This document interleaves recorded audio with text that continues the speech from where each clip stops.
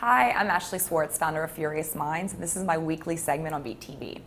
I want to talk this week about the underestimated importance of context in online video advertising.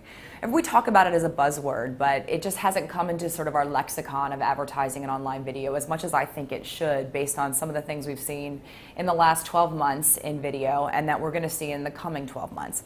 If we do a little recap on 2011 and what that looked like for the industry, we had a shortage of premium pre-roll video inventory. We saw CPMs of over $20.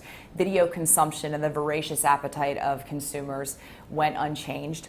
And we had further adoption of connected mobile devices that were media-centric, like the iPad and smartphones, which was increasing video consumption on those devices across the board. YouTube invested $100 million in the creation of online content, and this started sort of a windfall of folks standing up and paying attention when they made a very overt decision and announcement to shift from a platform to a content provider. In 2012, it just continued. We started with the new fronts where all big media went big on premium video. They doubled down and said they are absolutely spending dollars and they see the premiums in CPMs to continue, and they're going to invest in creating inventory. Google increased its investment by $200 million more to drive audience to that $100 million of content they created online. eMarketer is suggesting that at a point in time in 2012, 71% of the US internet audience is watching online video. They think that in this year, in 2012, we're going to see total online video advertising spend, which is mostly pre-roll, of $3.1 billion. And that was after being up 52% in 2011 over 2010. Nothing's changing. If anything, we're only gaining more momentum. A recent Break Media study said that 63% of advertisers intend to spend on premium online video advertising in 2012, which is a substantial increase from last year. So everything's coming up roses, right? Everything's great. We're looking good. I don't think so.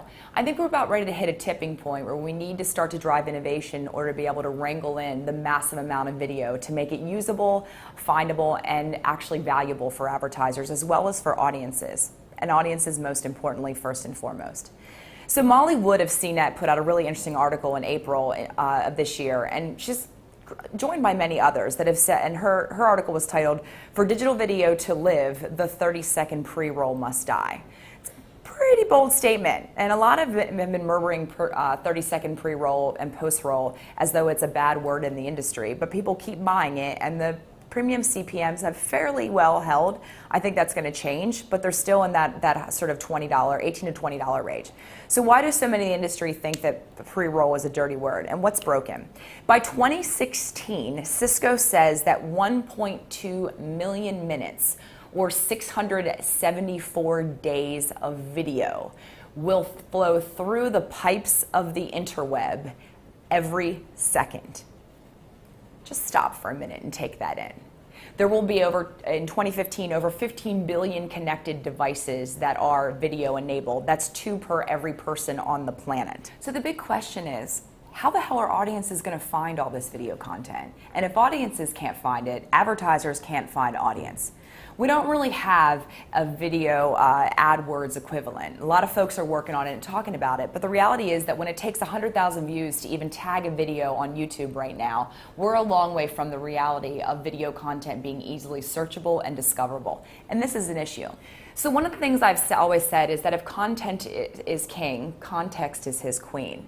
And that's really important when it comes to discovery. We're going to need tools and methodologies to actually make the video content, the in-video content, more searchable and discoverable and curatable for audiences. The curation goes a long way to personalization, which is a big part of the online video viewing experiences. And we as advertisers and content owners can't forget that. So in comes time-based metadata or content-related data. What are these? So at any point in time in a video, if you take a scene, there are a series of objects, actors, sounds, audio, soundtrack, etc. If we tag those and log those in a database, we can actually marry them to points in time in a video, and we can attach to them deeper engagement, so we can allow, for example, someone while watching a video to learn more about an actor or an actress, or the old tired and true story of Jennifer Aniston's sweater and Friends, actually dive in and engage with an object and drive to a purchase or a transaction, which is the opportunity for advertisers. these tools will be essential for actually sorting through and sifting video content. If we simply look at tagging video and making that something with which we target advertising, we look at the possibility of new industries emerging and new sectors in advertising. For example, video SEO. It's really not an industry that we've talked about or looked at. Advertisers, content providers as well will need to start looking at optimizing their in-video tagging as well as optimizing their around video meta tags. At the end of the day, there are two companies that I think are most notable. That is vNome and WatchWith. vNome is a sort of B2B company that has a data API that actually unmasks tags in video content.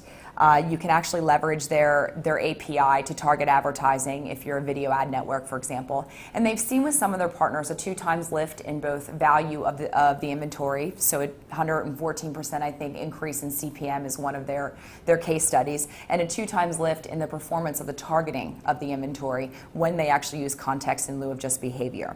WatchWith is another interesting company that's quite notable. They're working with large content providers to allow and enable time-based metadata tagging for what is television content, long-form content alike. And I believe that you're going to see large content owners and networks starting to actually allow for GRP plus-like targeting, where when you have a second screen experience and you have what is coming through the first screen meta tagged, you can target on the second screen with deeper engagement as well as with advertising that is appended to something relevant that is happening in the moment within the program.